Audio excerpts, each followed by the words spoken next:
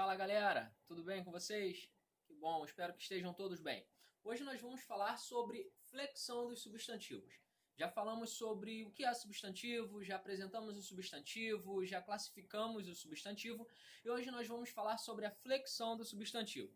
Quando nós falamos em flexão de substantivo, nós estamos falando da variação de gênero, número e alguns gramáticos dizem também que grau. A nossa gramática que nós utilizamos, ela vai falar que grau também é uma flexão, tá bom? Então nós vamos ver aí esses três de flexão do substantivo. Quando nós falamos em flexão de gênero, nós estamos falando de masculino e feminino. Como que nós vamos saber qual é qual? Tem substantivo que não dá para diferenciar muito bem. Então o substantivo masculino, ele vai sempre ser precedido por quem? Pelos artigos masculinos. Então, o substantivo masculino sempre é antecedido por um artigo, um determinante masculino. Então, sempre que nós pudermos utilizar o, antes desse substantivo, esse substantivo vai ser um substantivo masculino. Por exemplo, o gato lambeu o bebê. Né? Eu preparei uns slides e esses exemplos estão nos slides que eu preparei que eu vou disponibilizar para vocês. Tá? Então, quando nós utilizamos aí o substantivo gato, automaticamente, antecedendo ao substantivo gato, nós temos um artigo masculino, o artigo o. Então, o substantivo gato, ele é um substantivo masculino.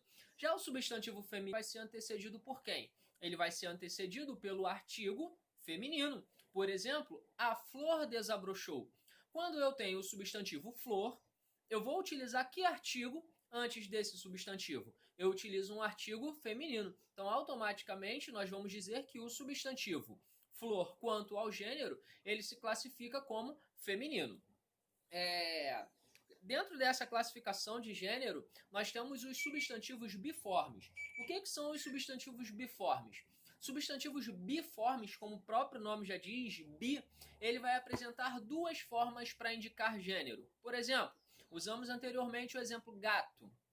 Eu tenho a palavra gato para indicar o gênero masculino e a palavra gata para indicar o gênero feminino. Duas palavras diferentes. Substantivo biforme.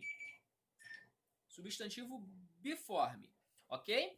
Tenho também o substantivo cantor. O substantivo cantor possui o seu feminino cantora. Duas palavras, duas formas diferentes para identificar o masculino e o feminino. Prefeito, masculino. Outra palavra, prefeita, feminino. Então, os substantivos biformes são aqueles que apresentam duas formas, ok? Beleza, então, galera. E existe também os substantivos uniformes. O substantivo uniforme é aquele que vai apresentar uma única forma tanto para o feminino quanto para o masculino. Por exemplo, zebra. Zebra tanto serve para o masculino, né, para o macho, quanto para o feminino, para a fêmea. Pianista, tanto faz, homem ou mulher. Estudante, tanto faz, feminino ou masculino. Então qual é a diferença? Existe diferença entre esses exemplos que foram citados? Sim, existem. Por quê? Os substantivos eles apresentam subclassificações. O primeiro substantivo uniforme que nós temos é o substantivo uniforme comum de dois gêneros. Costumamos chamá-los de comum de dois. Por quê?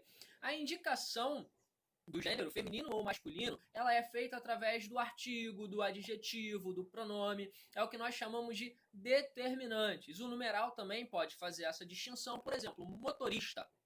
Motorista é um substantivo uniforme, porque ele apresenta uma única forma, tanto para o masculino quanto para o feminino. A diferença, então, se o meu motorista, né, o substantivo motorista, vai ser masculino ou feminino, está onde? No contexto. Qual é o determinante que nós estamos utilizando? Se o motorista for um homem, olha o que eu já falei, o motorista. Né, o artigo o, ele vai determinar que esse substantivo motorista é do gênero masculino. Se for do gênero feminino, a motorista. Então, nós temos aí a distinção de gênero no substantivo comum de dois, feita pelo uso do determinante. É o determinante que vai identificar se esse substantivo comum de dois ele é masculino ou ele é feminino. Existe também, dentro desses substantivos uniformes, o que nós chamamos de substantivo sobrecomum. O sobrecomum, né, o artigo, o adjetivo, o pronome que acompanha o substantivo, não sofrem mudança. Como assim? Por exemplo, a palavra vítima. A palavra vítima é um substantivo sobrecomum. Não importa se a vítima é uma mulher ou se a vítima é um homem, nós sempre vamos utilizar o artigo feminino. A vítima, a testemunha, tá bom? Então, o substantivo sobrecomum é um substantivo que não vai haver alteração dentro da sua, né, na utilização dos seus determinantes. O que vai fazer a diferença é o uso do contexto. Tá? Nos slides que eu coloquei para vocês, eu tenho assim: a vítima do assalto desmaiou. Pergunto: a vítima desmaiou. A vítima do assalto desmaiou. Tem como eu identificar apenas nessa fala se essa vítima é masculina, é uma pessoa do gênero masculino ou feminino? Não. Mas através do contexto, vocês vão perceber que essa vítima é um homem. Né? Através da charge que eu coloquei, vocês vão identificar que a vítima é um homem. Mas mesmo assim, nós temos a vítima. Qual personagem? A personagem, tá bom?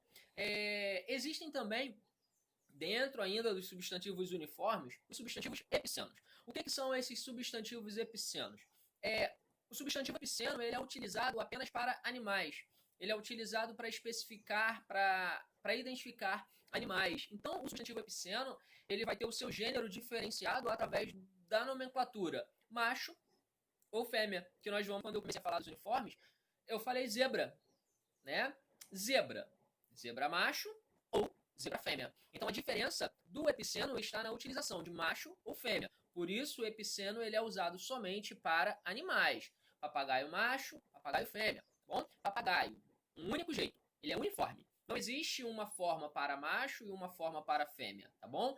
É uniforme, apenas uma forma. A diferença, então, está no macho e fêmea. É o que vai distinguir o gênero desse substantivo.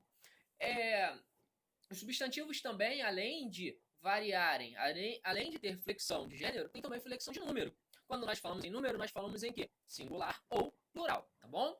O gás, o animal, o cidadão, o pãozinho, todos substantivos que estão no singular. Variação de número, vamos para o plural. Os gases, os animais, os cidadãos, os pãezinhos, tá bom?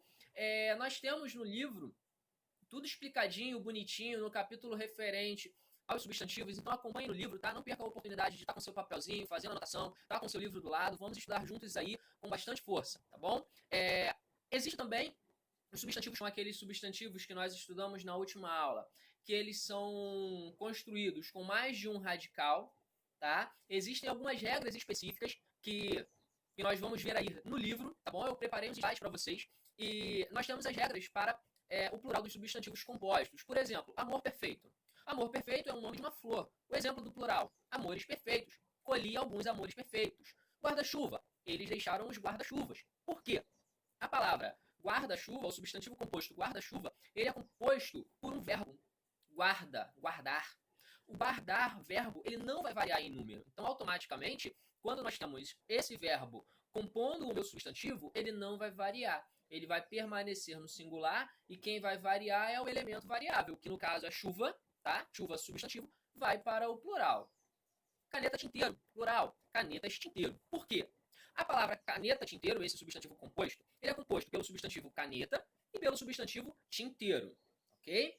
Quando nós utilizamos esses dois substantivos aí, a regra vai dizer que os dois substantivos eles vão para o plural. Mas perceba uma coisa, o segundo substantivo tinteiro, né, ele está especificando qual é o tipo de caneta. Nesse caso, já que ele é um especificador, ele não vai para o plural, assim como navio e escola. Não é qualquer tipo de navio, é um navio e escola. Então, o plural de navio e escola é navios e escola. Apenas o primeiro ele vai variar. Em caneta tinteiro, o segundo elemento está especificando qual é o tipo de caneta. Logo, tinteiro não vai para o plural, tinteiro ele vai ficar no singular, tudo bem? Manga-espada é a mesma coisa. Perceba que o substantivo espada está caracterizando, está especificando qual é o tipo de manga. Então, espada não vai para o plural, tá bom?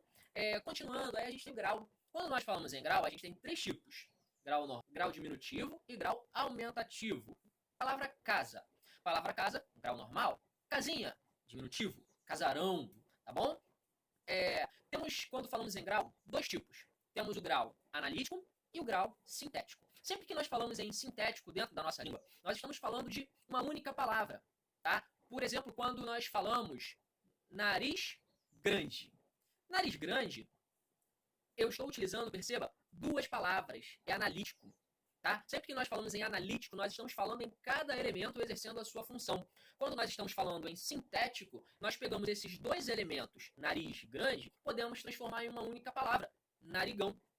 Podemos dizer, ó, orelha grande, analítico, orelhão, sintético. Então, sempre que nós temos o analítico, nós temos aí duas palavras. Quando nós temos o grau sintético, nós pegamos essas duas palavras e utilizamos apenas uma. Outros aumentativos, por exemplo, de barca, barcaça, boca, bocarra. Perceba que esses exemplos são de que grau? Da forma sintética ou analítica?